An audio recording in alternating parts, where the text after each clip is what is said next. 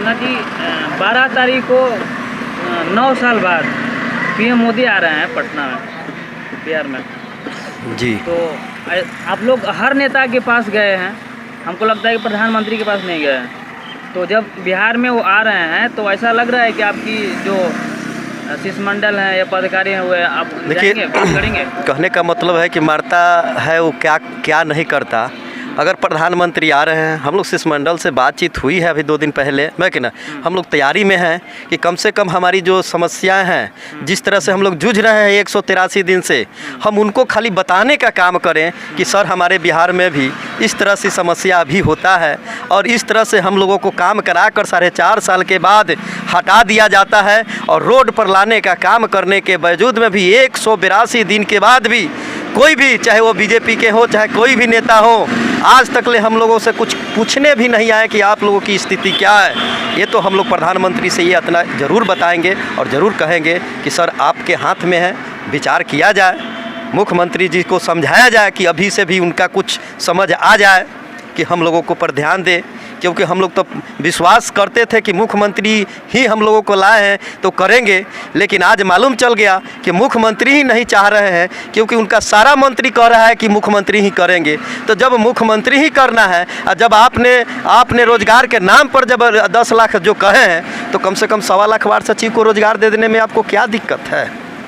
मैं मुख्यमंत्री से कहना चाहता हूं, मुख्यमंत्री जी आपका शिकायत दूसरे जगह न ले जाकर, हम चाहते हैं कि आप अपने शिकायत को सुनकर आप ही आपका निचोड़ निकाल दीजिए। हम आपके ही बातों को ध्यान और इंतज़ार कर रहे हैं। अब कितना दिन बैठाइएगा, 182 ठंडा से गर्मी आ गया, हो सकता है कि 10-20 दिन के बाद बरसात भी आ जाए, लेकिन आप तो सोच रहे हैं कि इन लोगों को सब मौसम में झेलाना है, लेकिन हम लोग भी हटने वाले नहीं हैं। चट्टान की तरफ से हम लोग एकजुट हो चुके हैं। हम लोग भी वादा कर लिए हैं कि जब तक मेरा मांग नहीं पूरा होगा तब तक हम लोग गर्दनी बाग से जाने वाला नहीं हैं।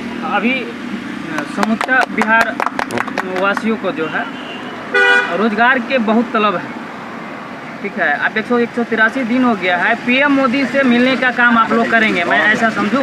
बिल्कुल बिल्कुल बिल्कुल, पूरा कोशिश करूंगा कि मेरा एक लेटर जरूर उनके सामने जाए कि कम से कम हमारी मजबूरियों की, हमारी समस्याओं को कम से कम प्रधानमंत्री कम से कम जान तो ले कि यहाँ पर ऐसा भी होता है।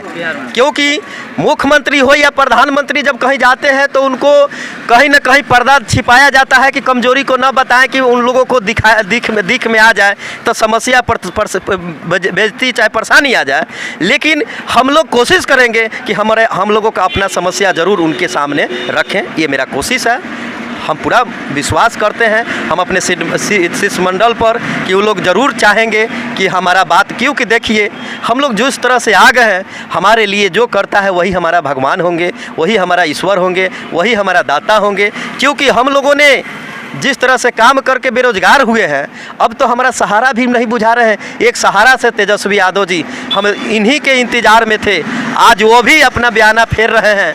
क्या हम लोगों से दिक्कत हुई, क्या हम लोगों की कमियां आई, क्या उनका हम वोटर नहीं थे, क्या उनका हम आदमी गण नहीं हैं, क्या हम उनका कोई बात मानने वाले नहीं थे कि हम लोगों के साथ इस तरह से व्यवहार कर रहे हैं। आप शिक्षा में चाहे जो भी आप अस्थाई की बात कर रहे हैं, थोड़ा वार्ड सचिव को भी बारे में देख लीजिए कि आपने 4.5 साल आपके पिछले सरकार काम कराया है, इसको किस तरह से रोजगार दे कि कम से कम इसको विश्वास हो और हम पर भी विश्वास जनता को हो कि नहीं हम जो कहते हैं वो करते हैं। जब आप लोगों के पास जा रहे हैं तो कह रहे हैं कि आपका काम हो रहा है, आप लोग घबराइए मत, आप प्रयास कर रहे हैं। तो बताइए, 1 दिन होता है, 2 दिन होता है, 10 दिन होता है, क्या 182 दिन रोड पर बैठा कर आपने क्या मरने, हम लोगों ने एक आदमी चल जाने के बाद आपका ध्यान टूटेगा कि नहीं अब इन लोग को करना चाहिए। क्योंकि हमारी समस्या जो हो चुकी है, न घर का है न घाट का है, क्योंकि हम लोग कहीं का नहीं हो पाए हैं। परिवार भी अब कह रही है कि इससे कुछ होने वाला नहीं है, आप लोग बाहर जाइए। क्या आप बाहर भेजने के लिए भी प्लान बना ही चुके हैं कि हमको रोजगार न दे के इन लोगों को बाहर भेजे, दिल्ली, हरियाणा, पंजाब? मैं ज़रूर कहूँगा कि कम से कम अभी भी बात समझें।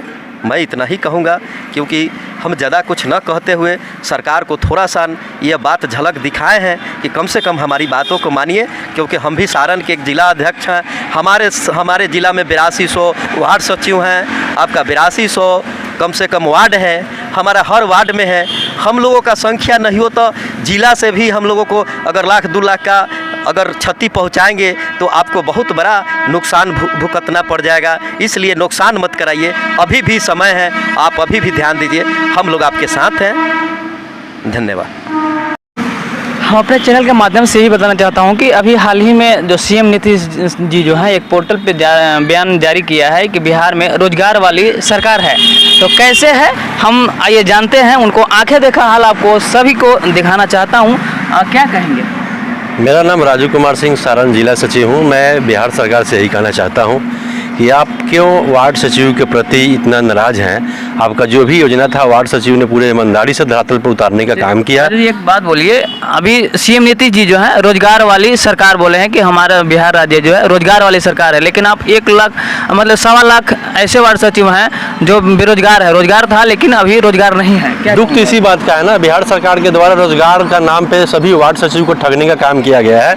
1.25 लाख वार्ड सचिव को रोजगार दे के 2.5 साल के बजाय 4 साल काम करा के उनको फिर उनके पद से हटा के बेरोजगार बना दिया गया है। ये लोग चाचा भतीजा बिहार में दारू और बालू के पीछे पड़े हुए हैं और वार्ड सचिव को बेरोजगार बना के हमको तो लग रहा है कि ये लोग फिर उनसे दारू बेचवाएंगे और बिहार में अपराधी बनाने को मजबूर करेंगे। जो बिहार अपराध मुक्त बन रहा है उस बिहार को ये लोग अपराधी बनाने के लिए मजबूर कर रहे हैं।